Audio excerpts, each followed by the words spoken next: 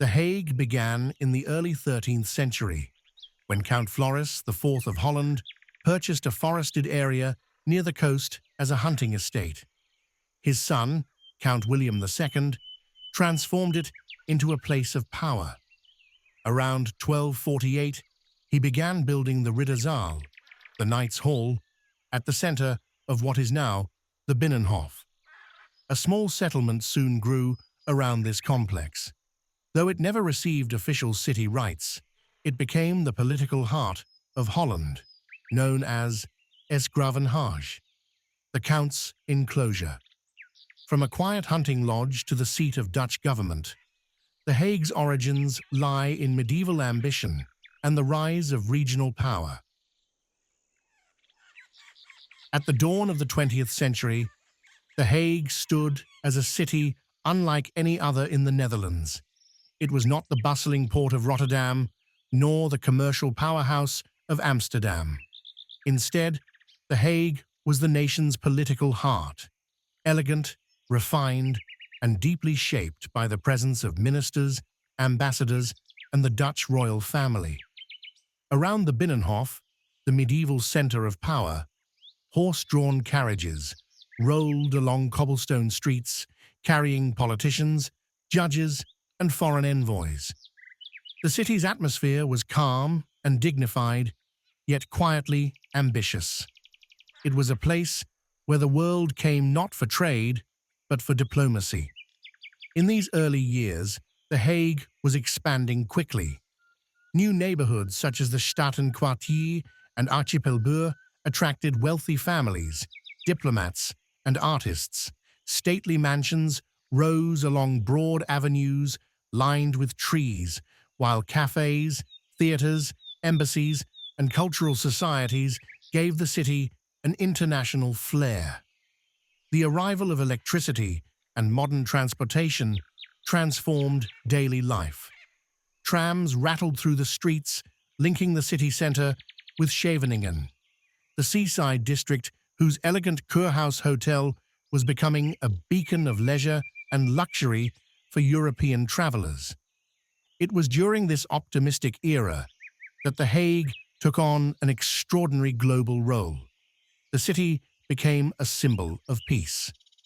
In 1899, and again in 1907, world leaders gathered here for the international peace conferences, unprecedented attempts to establish rules for war, settle disputes through courts, and prevent future conflicts.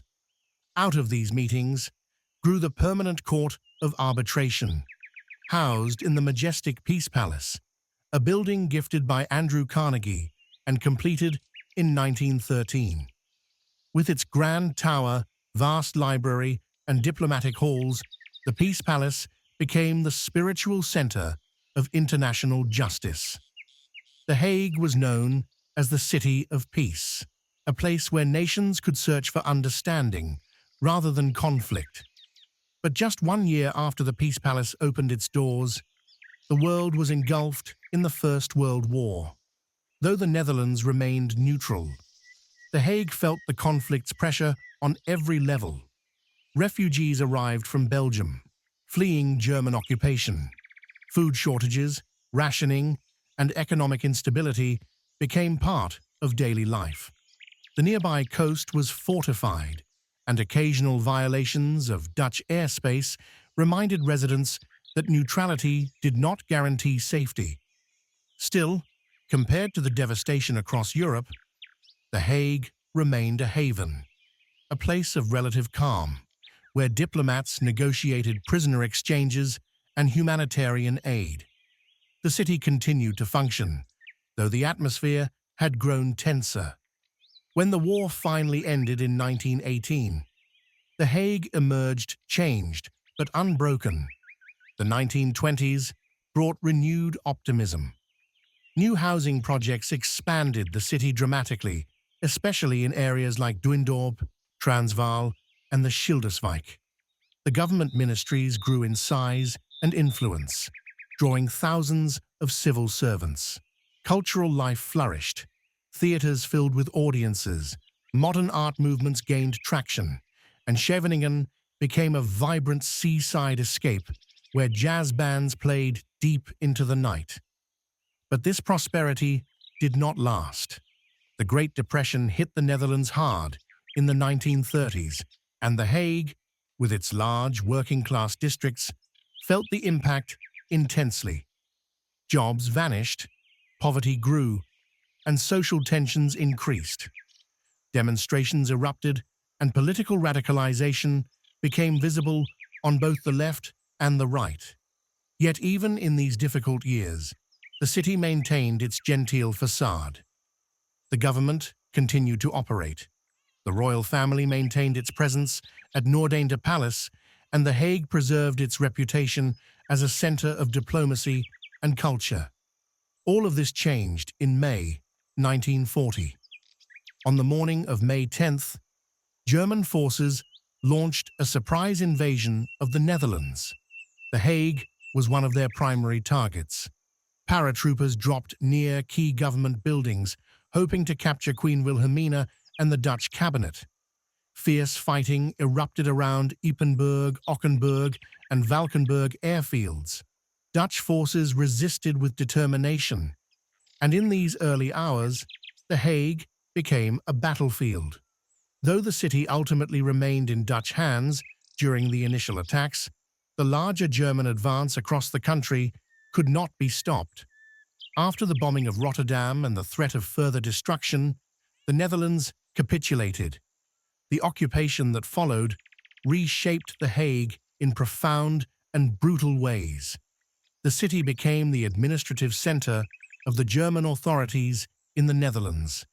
Ministries were taken over, police were replaced or infiltrated, and the city's once elegant neighborhoods became home to high-ranking Nazi officials. Surveillance intensified, and fear took root.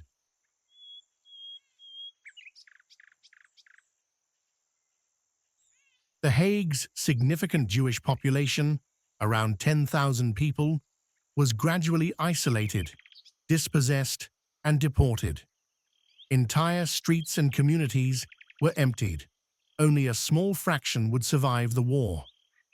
As the tide of war turned against Germany, The Hague faced new hardship. In 1942, the Nazis began constructing the Atlantic Wall, a vast coastal fortification stretching from Norway to France. Along the coast of Scheveningen and nearby districts, homes were evacuated and demolished. Tens of thousands of residents were forced to leave as neighborhoods were transformed into military zones of bunkers, trenches, and barbed wire. Streets that had once echoed with laughter and summer tourists now stood silent, carved apart by concrete barriers. By 1944, the occupied city was gripped by desperation. The Allies had liberated the southern Netherlands, but the north, including The Hague, remained under German control. Fuel shortages, power cuts, and hunger defined daily existence. The winter of 1944–45, known as the Hunger Winter, brought near-famine conditions. Residents traveled long distances in search of food, burned furniture for warmth, and faced widespread suffering. Yet even in these darkest months, resistance flickered across the city. Underground newspapers circulated secretly. Railway workers sabotaged transport lines, and couriers moved information under constant threat. The Hague's role as a political center made it a crucial location for both collaboration and defiance. Finally, in May 1945, the war in Europe came to an end. Canadian troops entered The Hague, greeted by cheering crowds who had endured 5 years of fear, loss, and uncertainty. The city emerged scarred, physically, socially, and emotionally. Whole neighborhoods were gone, thousands of citizens had been deported or killed, and the grand, peace-loving city that had once hosted international conferences had been forced to witness war up close. But The Hague survived, and in the decades that followed, it would rebuild, reclaim its status as a center of justice, and rise again to become the international city of peace and law, a symbol of the very ideals that had once defined its golden era before the storm. This is the story of The Hague, from 1900 to 1945. A city born in elegance, tested by war, reshaped by occupation, and ultimately reborn with resilience, forever standing at the crossroads of diplomacy, history, and human endurance.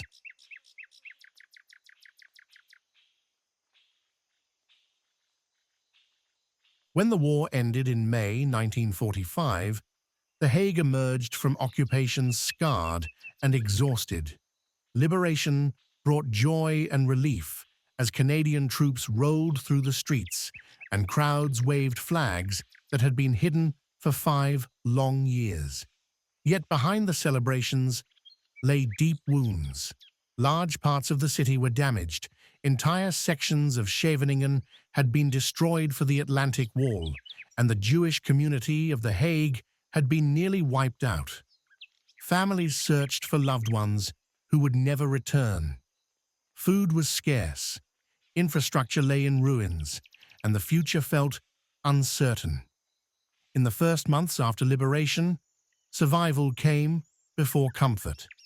Emergency housing appeared in parks and open spaces as wooden barracks sheltered those who had lost their homes. Streets were cleared by hand. Trams slowly returned, and gas and electricity were gradually restored. Winters were cold, coal was scarce, and overcrowded living conditions remained common. Yet, for the first time in years, people dared to believe in the future again. Politically, The Hague quickly reclaimed its position as the heart of Dutch government. The cabinet returned from exile, ministries reopened, and the Binnenhof, once again, became the center of national decision-making. Queen Wilhelmina returned as a powerful symbol of resistance and recovery. At the same time, the city confronted its wartime past. Trials of collaborators, investigations into betrayal, and the painful process of rebuilding democratic institutions shaped the first post-war years. Internationally, The Hague resumed its historic role as a city of law and justice. The Peace Palace, silent during the occupation, became active again. In a world shattered by war, The Hague once more symbolized the hope that conflict could be resolved through law rather than violence. By the late 1940s, large-scale reconstruction transformed the city. Vast new housing districts rose in areas such as Mariahove, Morgenstund, Bolust, and Leyenburg. These neighborhoods reflected modern planning ideals: light, air, green spaces, schools, shops, and public transport built into daily life. For many families, moving into a new apartment with central heating and indoor plumbing felt like a step into a new era. Scheveningen was rebuilt more slowly. Bunkers and empty spaces reminded residents of what had been lost. Gradually, cafes returned, beaches reopened, and families began to enjoy the coastline again, though its old luxury character had faded. Economically, the early 1950s brought recovery. The Marshall Plan fueled growth across the Netherlands, and while The Hague had little heavy industry, it flourished as a city of administration, services, and education. Government employment expanded rapidly, making the state the city's largest employer. Thousands of new civil servants shaped a stable middle-class society. Daily life changed quickly. Cinemas, cafes, and football stadiums filled again. Radios brought news and music into living rooms. Later, household appliances and televisions transformed family life. The city expanded outward as families left crowded inner districts for new suburbs. Children grew up in a world shaped by peace and reconstruction instead of war. The Cold War placed The Hague, once again, at the center of international politics. The Netherlands joined NATO in 1949, and embassies, delegations, and international institutions returned in growing numbers. The city's diplomatic character strengthened once more. By the early 1960s, The Hague had fully entered the modern age. Living standards had risen, car traffic reshaped the streets, youth culture challenged traditional values, and television connected the city to the wider world. Yet the memory of war remained present through monuments, annual commemorations, and personal stories. Between 1945 and 1965, The Hague transformed from a wounded city of occupation into a modern capital of government, diplomacy, and international justice, rebuilt not only in stone and streets, but in confidence, identity, and hope for the future.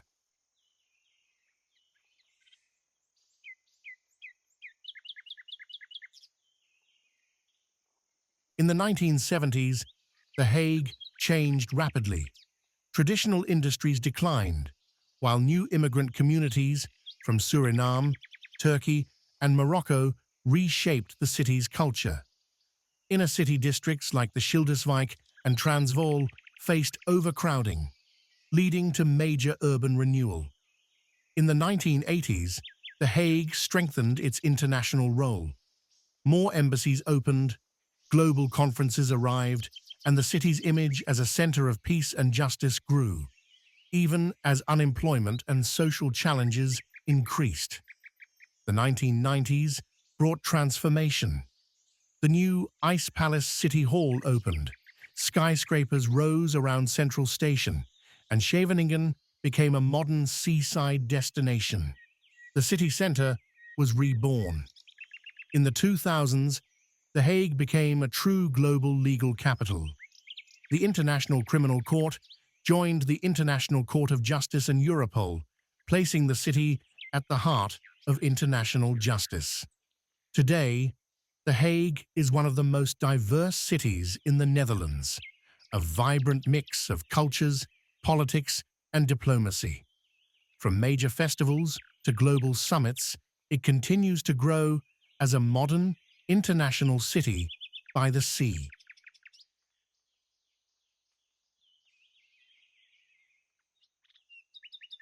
Thank you for watching. If you enjoyed this journey through history, don't forget to give the video a like. It really helps the channel grow. And if you want to explore more stories, more cities, and more moments that shaped our world, make sure to subscribe and turn on the notification bell. That way, you won't miss the next documentary. Thanks again for your support. And until next time.